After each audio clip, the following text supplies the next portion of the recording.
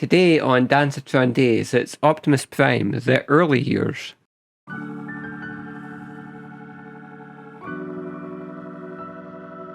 It happens every time. I keep saying I don't need any more Optimus Prime toys.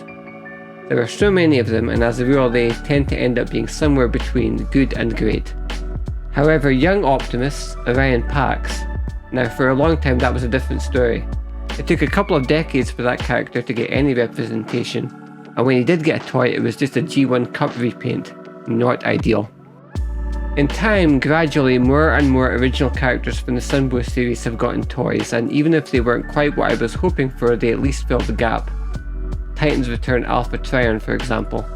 So when I first saw Power of the Primes Optimus / Orion a few years ago, I was excited. As burned out as I was on Primes, the appeal of a fairly show-accurate Pax was strong, and the fact that he looked to be a decent Optimus too was just a bonus for me. And the same was true of Hot Rod / Rodimus. I had the Classics Hot Rod mold twice over and I'm still happy with it, but there was an opening in my collection for a good Rodimus. Unfortunately, Power of the Primes coincided with me being in stores less, so I was buying fewer Transformers and never saw Rodimus or Optimus. They were out of sight, out of mind.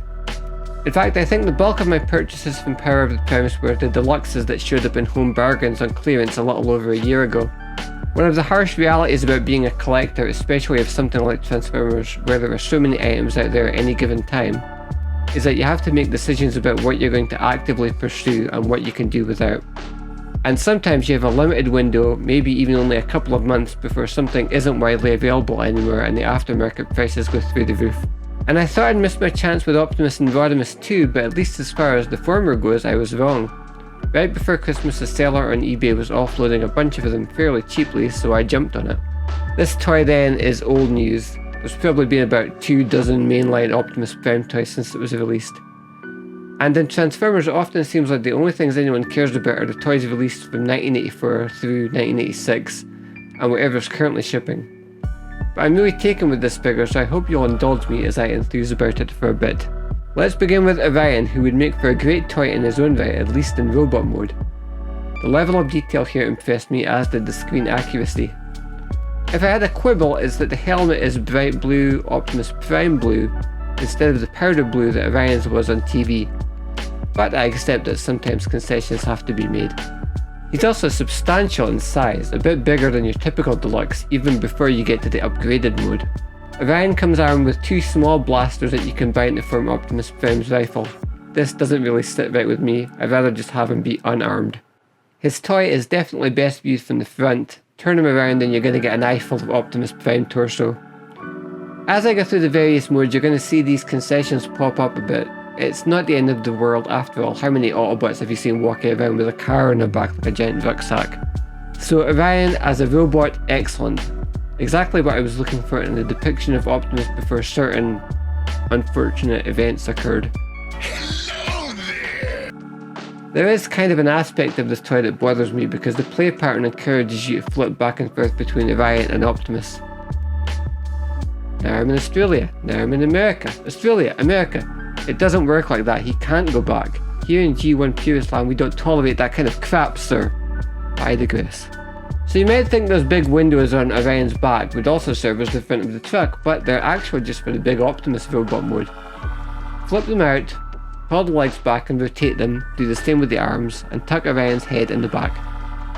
The resulting truck mode is not the best if I'm being brutally honest.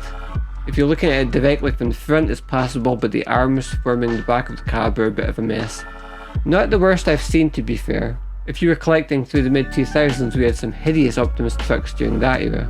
Of course we can hook up the trailer, which helps. It really has a G1 Powermaster Prime vibe to it more than the original toy, right down to the mounting of the gun on top. It's not really a functioning trailer as such insofar as you can't actually trail anything around in it.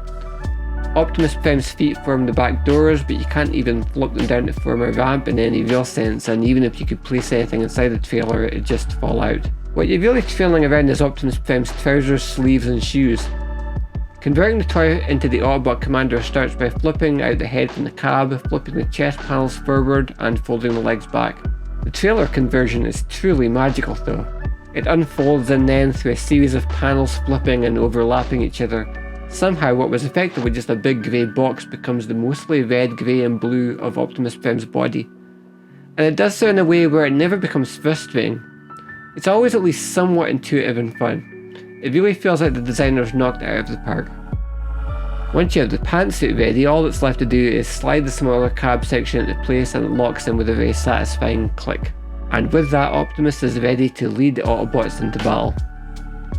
Grey parts notwithstanding, he's a pretty decent depiction of Optimus as we remember him from the early days of G1. In fact, in a lot of ways he's a more affordable alternative to MP10.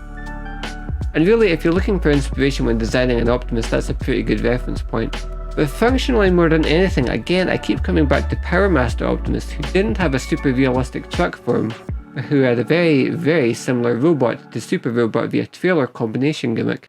This feels like a melding of that concept with the more classic G1 Optimus Prime aesthetic. All of which puts Combiner Wars' Apex Armor Optimus in a weird position because that toy has all the visual cues of Power Master Prime but never captured the fun of the 1988 toy. This figure, on the other hand, I keep picking up off the shelf and flipping between modes again and again. He's one of those very, very larger modern Transformers who has a conversion that's complex enough to be interesting without being frustrating. And there are just so many things going on, like the addition of the Matrix of Leadership accessory that make him so fun to mess around with. In this mode, as in the others, there are compromises. You have a big pair of legs on the back forming a sort of makeshift blue backpack. The nature of the transformation means there's no waist articulation. And this is a weird one, but something about those pre-applied Autobot symbols in the arms rubs me the wrong way. I'm thinking about finding a couple of plain red and white Autobot symbols that are a good 25% or so larger that I could replace them with.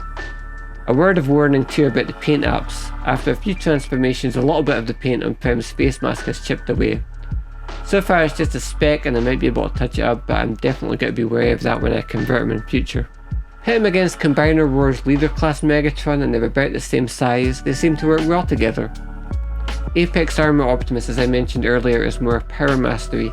I think he's better paired off with Titan's Return Overlord. I'm so impressed with Power of the Primes Optimus that it's only heightened my need to get a Power of the Primes Rodimus, but my eBay searches haven't turned one up at a reasonable price yet. Oh. Oh. Well, you know what? Disregard that because now I've got one. So, next video, we're going to look at Power of the Primes, Rodimus Prime.